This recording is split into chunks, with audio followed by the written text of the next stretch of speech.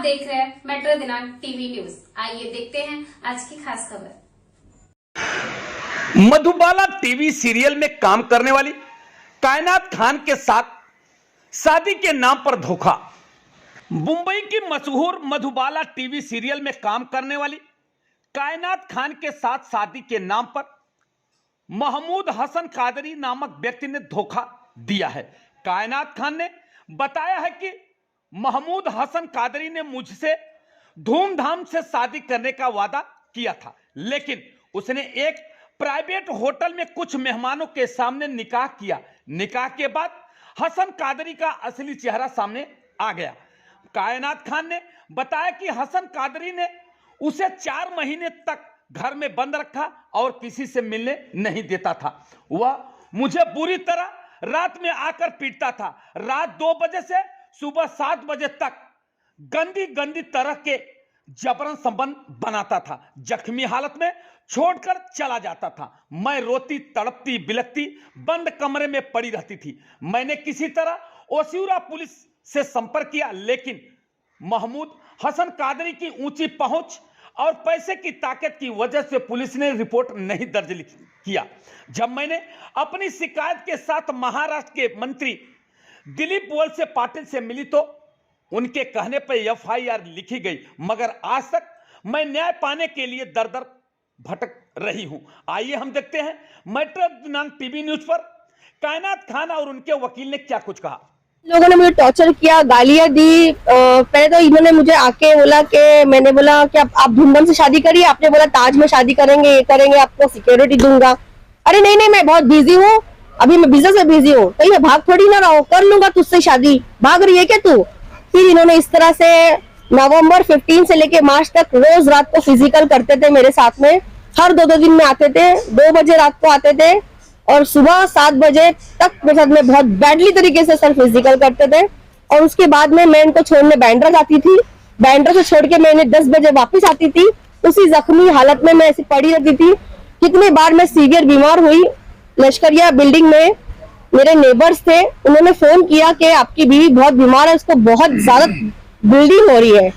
तो बोले अरे आप एक काम करिए, इन्हें हॉस्पिटल में एडमिट कर दीजिए। तो उन्होंने बोला कि ये आपकी बीवी, आप बैंड्रा में आप आ नहीं सकते। बोले नहीं मैं नहीं आ सकता, आप इनको एडमिट कर दीजिए। तो वो रुबीना और गुड्डू भाई करके एक है, उन्होंने मुझे एडमिट किया हॉस्पिटल में और हॉस्पिटल में से एडमिट करके वही मुझे लेके आए बेचारे नेक्स्ट डे। फिर भी ये लोग नहीं आए। इसके बाद में सर तो सर इन्होंने, जब मैंने इनको निकाह के लिए बोलने लगी तो इन्होंने मुझे प्रेशराइज किया, धमकी दी भाई लोगों की, भाई कल्ला के भाई से तुझे गोली मरवाएंगे, अगर तू हम लोग के खिलाफ नीचे उतरेगी जाएगी तो 100 लड़के खड़े कर दूंगा, तुझे काट डालूंगा, मेरे घर पे तो मेरे बेटे तेरे को काट डालेंगे, तू हम लोग को जानती नहीं है, हम लोग का बहुत डी कंपनी टच है और हम लोग का इनलीगल बिजनेस है। इन्होंने सर पहले मोहब्बत में मुझे अपने इनलीगल बिजनेस सब बता दिए। इनका हवाले का बहुत बड़ा बिजनेस है, हवाले का बिजनेस है, नकली आईडीज ये लोग रखते हैं और हम इन लोगों का कोई कुछ कर नहीं सकता, ये ऐसा ये बोलते हैं और इन्होंने किया भी है ये सर। इसके बाद सर मैंने कहीं एक मेरे मुंह बोले भाई उनके पास गई, वो नेता है, तो उनको मैंने बोला ऐसा है, मेरे साथ में बहुत बुरा हुआ, मुझे नीचे उतरने में डर लग रहा है। तो वो मुझे दिलीप वळसे पाटिल हमारे मिनिस्टर के पास लेके गए। दिलीप वळसे पाटिल सर ने ऑर्डर किया सर कि इनके ऊपर एफआईआर ली जाए।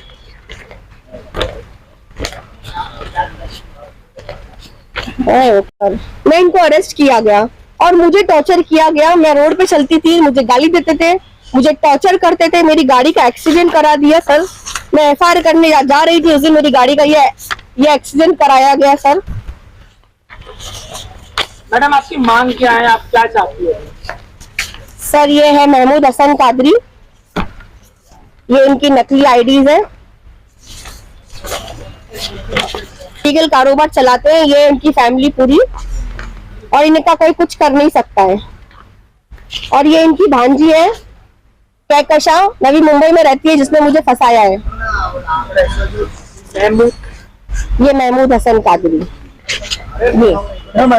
ऐसे ही रखिए, 2 मिनट के लिए ऐसे रखिए। मैम आपकी मांग क्या है, क्या चाहती हो? कराई और धमकी दी है मुझे ओपनली, मेरे पास रिकॉर्डिंग है, मैं सुनाऊंगी आपको। ये इनके नकली आईडीज है, इन्वेस्टिगेशन में पकड़े गए हैं। इनके पोतों ने इनके रूम बुक किए थे सर। तो इससे पहले इन्होंने ऐसा कोई और लड़कियों के साथ भी ये इन्होंने मुझे इसमें न्याय चाहिए और आगे किसी लड़कियों की लाइफ खराब नहीं होनी चाहिए और पता नहीं कितनी लड़कियां आएंगी इसमें। सर आप इस केस को किस तरह से हैंडल कर रहे मेरा एक सवाल मुझे वो हिरासत में चाहिए, न्याय के मायने आपके लिए क्या है मैडम? आप बताइए, आपके विचार के न्याय के मायने आपके लिए क्या है? सर हिरासत में लिया जाए। क्या कंपनसेशन चाहिए आपको? नहीं सर, इनको 4 करोड़ 5 करोड़ नहीं सर, खराब की है, लाइफ खराब की है सर, वो तो कोर्ट फैसला करेगी। लाइफ तो खराब की है मेरे हाथ जला दिए गए, टैटू के नाम पे बोले निकाल दो, मैं तुम्हें हज उम्रा पे लेके जाऊंगा, और हज उम्रा के नाम पे मेरे हाथ जला दिए गए और बोला तुझे कौन हज पे लेके जाएगा, पागल है क्या? तो सर मेरी लाइफ खराब की गई, मुझे ईद त्योहारों पे जाने नहीं दिया, दिवालियों पे जाने नहीं दिया। वैसे आप करते क्या थे, मॉडल थे, एक्टर थे, क्या थे आपने क्या क्या काम किया सीरियल में? मैंने काम किया है, मैं एक्ट्रेस हूँ सर, मैंने काफी मधुबाला सीरीज में काम किया है, मैंने जी में काम किया है, मैंने आइटम नंबर्स किए हैं, प्रिंट शूट्स किए हैं काफी सारे, मैंने एड्स फिल्म्स बहुत की है, मैं चाइल्डहुड से ही काम कर रही हूँ। मैंने मेला जोश, हिंदुस्तानी कसम बहुत फिल्मों में काम किया है, सरोज जी की मैं गुरु रह चुकी मेरी सरोज जी, मैंने बहुत काम किया है बचपन से सर। ये शहनाज है जिन्होंने मुझे ओपनली गाली दी है, बहुत गंदी गाली दी है। इनके माँ बेटियों के ऊपर FIR है, ये इनकी बेटी है उमेरा, ये दोनों अपने आप को डॉन बोलती है और इनके कुछ लड़के भी हैं जो मेरे हस्बैंड ने मेरे पीछे छोड़े। मुझे ओपनली रोड पे गाली दी गई, बहुत धमकी दी गई है। शहनाज और उमेरा, नरेंद्र मोदी से यही दरख्वास्त करती हूँ कि मैंने उनको मेल किया है और सारे डिपार्टमेंट में मेल किया है सर, ऐसा किसी लड़की के साथ नहीं होना चाहिए। बहुत दुख उठाए मैंने सर, और दुख नहीं उठा सकती सर। मुझे इतनी बीमारी में भी टॉर्चर किया गया और मुझे इतना टॉर्चर किया गया। जो इनकी लॉयर है शबाना सैयद, इनकी भांजी है वो, उसने मुझे बहुत टॉर्चर किया, तुझे अंदर करवाएंगे, जेल भिजाएंगे, तू हम लोग को जान। ये उनका ऑर्डर है, दिलीप वरसे पाटिल सर का ये स्टैंपिंग किया हुआ है। CP crime branch, ACP DCP सबको उन्होंने कॉल किया, बोला FIR ली जाए और मेरे जो एविडेंस थे जो ये फिजिकल के टाइम यूज करते थे वो भी लेके गई थी मैं वहाँ पे, और मैं रूपाली चाटरकर मैडम के पास भी गई थी ह्यूमन राइट्स में, उन्होंने भी बोला है कि इस चीजों के ऊपर FIR ली जाए। ह्यूमन राइट्स का है ना, ह्यूमन कमिश्नर सर, वहां से भी उन्होंने बोला। मैं नागरे पाटिल सर के पास गई, उन्होंने भी कॉल करके बोला ओशिवरा पुलिस स्टेशन में तुरंत FIR ली जाए इनके खिलाफ। जब मैं इनको कॉल जाए तो मुझे बुलाया इन्होंने और इन लोगों को बुलाया तो FIR नहीं ली। इनके बेटे फरहाद और फाहिद और महमूद हसन कादरी और एक उनका लॉयर आए थे और मेरे को 7 बजे बुलाया गया, 7:30 बजे। तो मैं गई तो उन्होंने अमर पाटिल ऑफिसर ने पूछा कि ये आपकी कौन है, तो उन्होंने बोला ये हमारी कीप है, महमूद हसन कादरी ने। और मैंने बोला या अल्लाह, मैं बहुत रोने लगी। तो उसका बेटा है छोटा फाहिद, उसने बोला हाँ ये हमारी कीप है, हमारे डैडी की। तो मैं बहुत रोने लगी और रो के मैंने अमर पाटिल सर को बोला, और अमर पाटिल सर ने सर जो एविडेंस मैंने दिए थे कोर्ट में देने की जगह इनके टेबल पे रख दिए सर। मतलब इतना पैसा खाया है अमर पाटिल सर ने इस मैटर के अंदर कि उन्होंने FIR नहीं ली। 1 मंथ तक, 1 महीना हो गया मेरी FIR नहीं ली, लोगों को जाने दे दिया गया। मैंने बहुत बोला, बोलते अरे हम लोग को बिजनेस मीटिंग में जाना है, हम लोग नेक्स्ट जाके स्टेटमेंट दे कि इनका स्टेटमेंट नहीं लिया गया। फिर इन्होंने लेट गो किया। फिर मैंने मेरे लॉयर के पास गई, मैंने बोला सर मेरी FIR नहीं ले रहे इन लोग, इतना होने के बाद भी मुझे टॉर्चर किया गया, धमकी दी गई, बाहर गाली दी गई, फिर भी मैं हिम्मत नहीं हारी सर। और हिम्मत रखने के बाद सर जब मैं कमिश्नर सर के पास वापस टाउन गई 15-20 दिन बाद, तो सर के पास जैसे गई तो अमर पाटिल का कॉल आया, अरे उन्होंने मेरा लोकेशन ट्रैप करके रखा था, अरे तुम जल्दी से आ जाओ तुम्हारी FIR लेते हैं। तो रात को 9 बजे मैं यहाँ पे आई, मेरी एक दूसरी मैडम थी, अमर पाटिल का ट्रांसफर था, फिर उन्होंने मेरी FIR ली। सुबह के 7 बज गए थे मेरी FIR होते होते।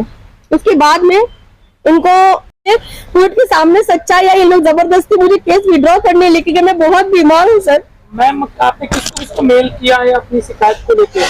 हमने प्राइम मिनिस्टर जी को किया है, वो केस है होम मिनिस्ट्री। मैं अभी सर के साथ सवाल जवाब करना चाहता हूं। 3 तलाक बोल के मार्च में चले गए थे। जब मैंने बोला कि आप मुझसे निकाह करिए और मुझे संभालिए, अरे पागल है क्या, चल तलाक अब 24 साल की लड़की के साथ में रहूंगा, और रह रहे हैं वो। क्या एविडेंस है उसका? हाँ, मेरा पर्स में फोन है। अच्छा, उनकी जो फैमिलीज आर इन्वॉल्व, फैमिली भेजती है उनको और फैमिली प्यार से। देखिए मुझे एक ही वाइफ का पता था, मेरा फोन मुझे एक मेरा फोन में मुझे पता था, मुझे दो वाइफ का नहीं पता था, मुझे बाद में मालूम पड़ा कि उनकी दो वाइफ है, ये नहीं दूसरे पर्स में फोन है। इन्वेस्टिगेशन किया, इनको बुलाया कि नहीं इंट्रोगेशन के लिए, इंक्वायरी के लिए, तो पुलिस वाले बोलते हैं हम इनको बुलाते हैं लेकिन वो लोग आते नहीं। तो ये बड़ा आश्चर्यजनक है कि आरोपी आपके बुलाने पर आ नहीं रहा है और आप कोई एक्शन नहीं ले रहे हैं। तीसरा ये है कि मेरे क्लाइंट के ऊपर 3 बार कम से कम जानलेवा अटेम्प्ट हो चुके हैं, जिसके बारे में पुलिस को बार बार मेरे क्लाइंट ने इंटीमेट किया। ये फोटोग्राफ्स आप देख सकते हैं, इनकी पूरी गाड़ी को डैमेज कर दिया गया था। एनी हाउ ये बच गए, नहीं तो उस दिन इनकी जान भी जानी तय थी।